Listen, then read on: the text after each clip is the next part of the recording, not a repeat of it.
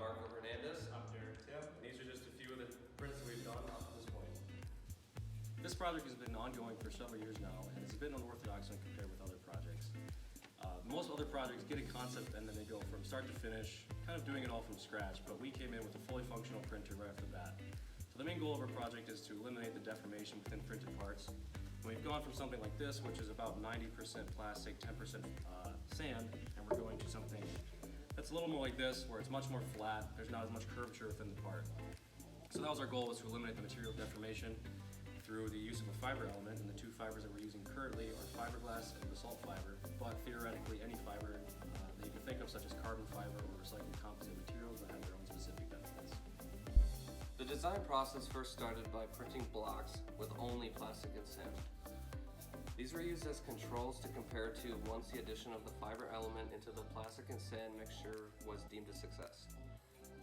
Printing with only plastic and sand also helped us figure out that keeping the mass ratios the same resulted in the best prints without that fiber element. From here, we started adding the fibers to the mixture. First, we started with basalt fiber, starting at 1% and incrementing it up to 7%.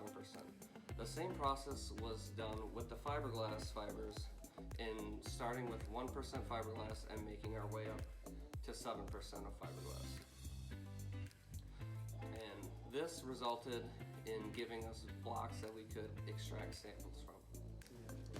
So for our project, we set up an Excel sheet to keep track of our percent mixtures for each of the different fibers, as well as a page with pictures and any notes that pertain to those prints.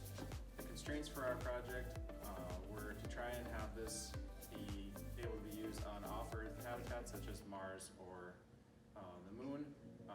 That was the reason sand was included as part of this mixture, because lunar and Martian soil is very similar to sand. That was another reason basalt fiber was considered as an option, because it's extruded from rocks. That way those two materials wouldn't have to be shipped into space and could be more cost effective.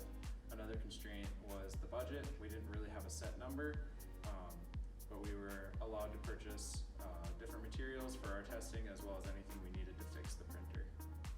To determine the material strength properties of HTV plastic, sand, and the fiber mixture, we conducted two different tests by cutting out a bending sample and a compression sample out of each test print. And then we ran the bending and compression tests and compiled our data. Initially, we hypothesized that the addition of fiber would increase the strength characteristics of the material. However, in our preliminary examination of the data, we have determined that there is no negative or positive correlation between the strength of the material and the addition of fiber. However, the initial motivation behind adding fiber to the print was to decrease deformation, and it has successfully done that.